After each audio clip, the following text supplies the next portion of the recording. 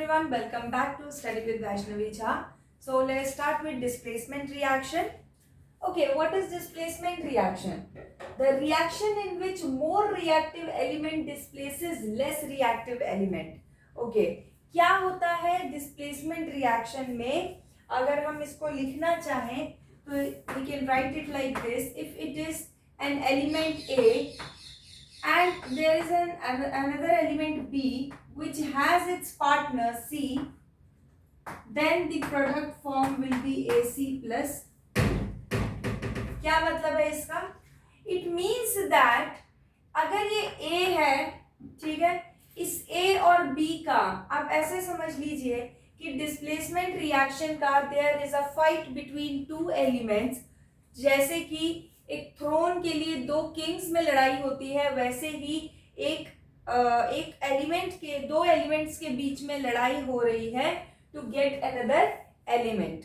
वैसे ही यहाँ पे लड़ाई हुई, इसमें A पॉजिटिव चार्ज है, B पॉजिटिव चार्ज है, so both positive charges are fighting with each other. The one who will be the more reactive, the one who will be the more stronger, that person will be able to win the throne. वैसे ही यहाँ पे A और B में the one that will be more reactive will be able to form a compound. और इसी तरीके से यहाँ पे A और B में लड़ाई हुई, क्योंकि A ज्यादा रिएक्टिव था तो उसने B को रिप्लेस किया और C के साथ खुद आ गया and B is alone now. This type of reaction is called displacement reaction in which more reactive element displaces less reactive element. इसको हम समझते हैं रिएक्टिविटी सीरीज के थ्रू. अब क्वेश्चन तो ये आता है कि हमें कैसे पता चलेगा कि कौन सा एलिमेंट ज्यादा रिएक्टिव है, राइट? तो जो एलिमेंट का जो आपके पास रिएक्टिविटी है वो ज्यादा होगी, that will be more reactive. और वो कैसे पता चलता है? With the help of reactivity series.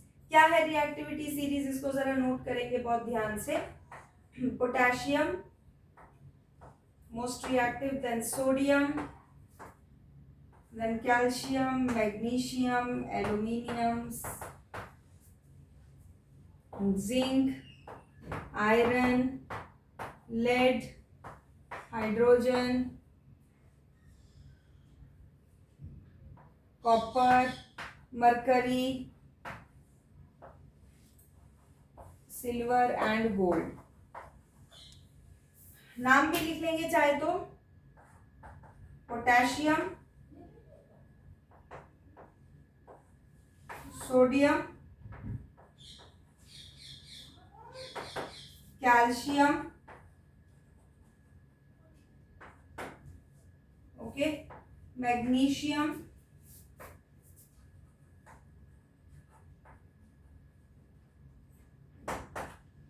Aluminium,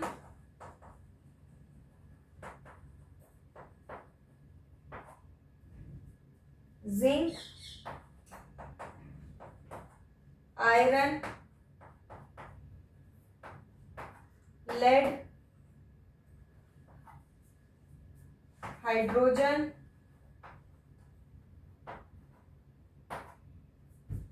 copper, mercury,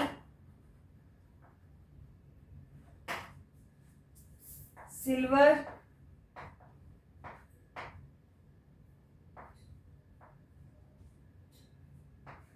और गोल्ड.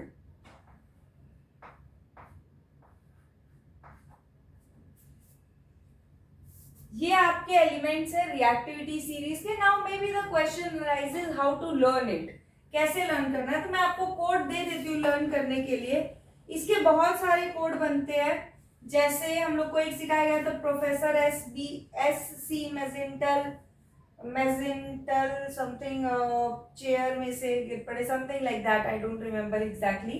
वैसा भी एक कोड था. जो मुझे पता है मैं आपको वो बता देती हूँ, आप उस कोड के थ्रू लर्न कर सकते हैं. केदारनाथ का माली आलू जरा फीके पकाता है, कौन है, आगे आओ। ये आपके पास एक कोड है टू रिमेम्बर दिस सीक्वेंस। और इस कोड की हेल्प से आप याद कर सकते हैं कि कौन सा एलिमेंट ज्यादा रिएक्टिव है। मैं आपको एक एग्जांपल देती हूँ। फॉर एग्जांपल हमने रिएक्शन लिखा iron plus CuSO4। Now if you see this reaction, आप समझेंगे कैसे कि ये डिस्प्लेसमेंट रिएक्शन है।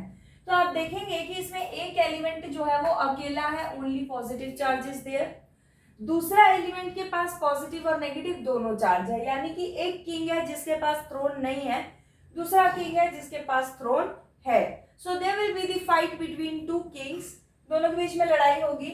हु इज मोर स्ट्रॉन्गर, तो आप देखेंगे आयरन पहले आ रहा है, कॉपर बाद में आ रहा है, so that means iron is stronger. So iron stronger है तो आयरन कॉपर को बहुत ही आसानी से रिप्लेस कर देगा and the element formed will be FeSO4 और कॉपर जो है वो अकेला बच जाएगा। Clear?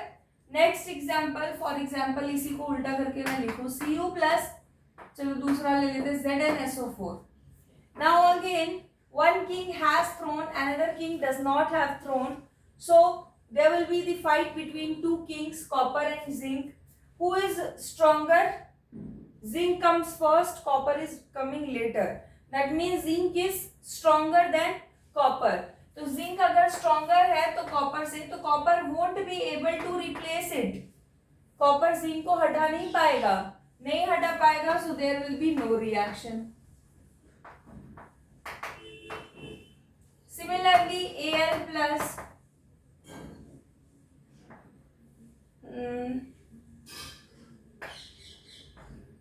PbCl2. Okay, now as you see, aluminium, two kings, one has not the throne, another has the throne. So what will happen? There will be the fight between two kings. The two kings are aluminium and lead. So you will check the table. कैसे आप check करेंगे? केदारनाथ का माली आलू, जरा आलू पहले आ रहा है, जरा फीके पकाता लेड। नाउ सी यहाँ पे आलू एल्यूमिनियम पहले आ रहा है, लेड बाद में आ रहा है। तो लेड बाद में आ रहा है, that means aluminium is stronger than lead, so aluminium will be very easily able to displace lead from its position. But यहाँ पे जो आप गलती करते हैं उस पर ध्यान दीजिए। गलती आप ये करते हैं, इसको लिख देंगे आप AlCl2 प्लस Pb अलग, क्योंकि आपसे तो कहा गया है कि एल्यूमिनियम लेड को डिस्प्लेस करता है, और जब एल्यूमिनियम लेड को डिस्प्लेस करता है तो ऑब्वियसली जो लेड हटा के उसकी जगह एल्यूमिनियम लिख देंगे। नहीं, एल्यूमिनियम लेड को डिस्प्लेस कर रहा है, लेकिन वो जो क्लोरीन के साथ फॉर्मूला फॉर्म करेगा वो फॉर्मूला तो वो अपने ही तरीके से बनाएगा ना। आप बताइए, एक किंग का रूल चल रहा था, अब दूसरे किंग ने उसको ओवरटेक कर लिया, थ्रोन को ओवरटेक कर लिया, तो क्या वो किंग भी पहले वाले किंग की तरह ही रूल करता है? नहीं, उसका अपना प्रिंसिपल है रूल करने का। जैसे फॉर एग्जांपल जो किंग है वो बहुत अच्छा है, सब कुछ है, वो बहुत ही दयालु है, सबको सारा कुछ देता है, and when another king comes, हो सकता है वो ज्यादा एम्बिशियस हो, वो वॉर्स में ज्यादा बिलीव रखता हो। जरूरी तो नहीं है कि अगर पहला वाला किंग जो था वो बहुत दयालु था तो दूसरे वाला भी वैसा ही होगा, वो भी लोगों के बारे में सोचेगा, वो भी सब कुछ जो है वो पब्लिक के लिए करेगा, ऐसा तो नहीं होता। So this is how these elements react to.